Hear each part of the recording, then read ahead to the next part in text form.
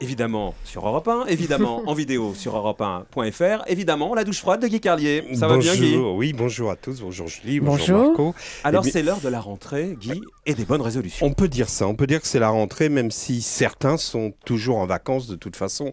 On s'en fout, à cette heure-ci, ils dorment. En plus, il faut reconnaître qu'ils sont un peu de la loose, car la dernière semaine d'août, les restos de la plage commencent à fermer, les magasins de souvenirs ne réapprovisionnent plus, et en plus, Cabrol annonce de la pluie sur le littoral. C'est gai. La rentrée, c'est toujours impressionnant, une rentrée surtout lorsque c'est la France qui entre en classe. Oui, parce que vous en êtes peut-être pas rendu compte, mais la France est devenue une élève qui tremble de peur devant des profs dont les notes sont particulièrement sévères, d'ailleurs au point qu'on les appelle les agences de notation.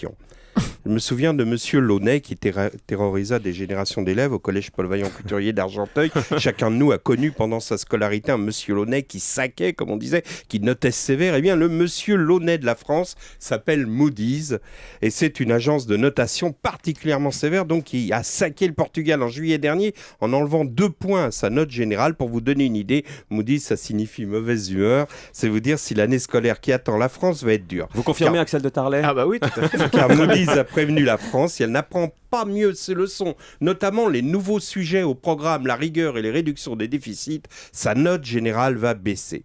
Il faut dire que depuis quelques années, la France ne travaillait pas du tout ces matières-là.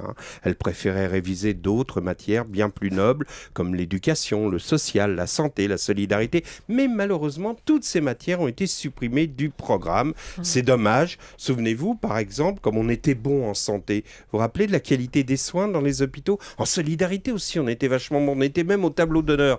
On nous appelait la patrie des droits de l'homme. Mais les agences de notation ne notent plus ces matières-là. Alors forcément, nos profs ne nous les font plus travailler. Pour revenir à la rentrée scolaire, on pensait au moins être tranquille pendant le mois d'août.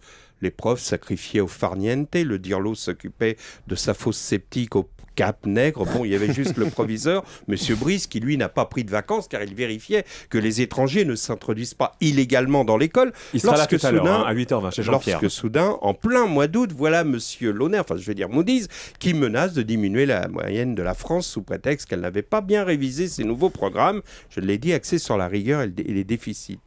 Du coup, le DIRLO a réuni le conseil de classe à Brégançon pour une sorte de pré-rentrée scolaire des profs. On avait installé les caméras pour les voir arriver, les profs principaux, tous impeccables, à part le prof principal, François Fillon, qui devait passer ses vacances en Albanie et qui s'est pointé avec une veste d'artisanat local.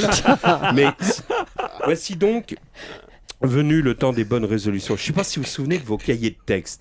Les premiers jours, on s'applique, on note parfaitement les leçons, on souligne d'un trait rouge, etc.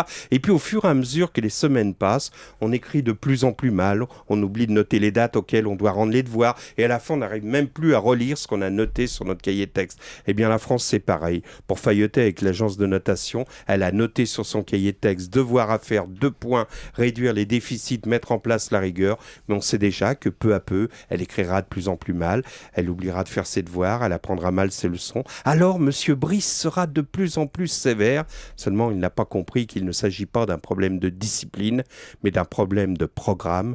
Il faut absolument rétablir les cours de morale. Vous le direz tout à l'heure dans le couloir, puisqu'il va arriver dans un instant avec Jean-Pierre Elkabbach. Et vous revenez tout à l'heure, Guy Carlier, à 9h, avec la Dream Team. À tout à l'heure, Guy. À tout à l'heure. À tout à l'heure.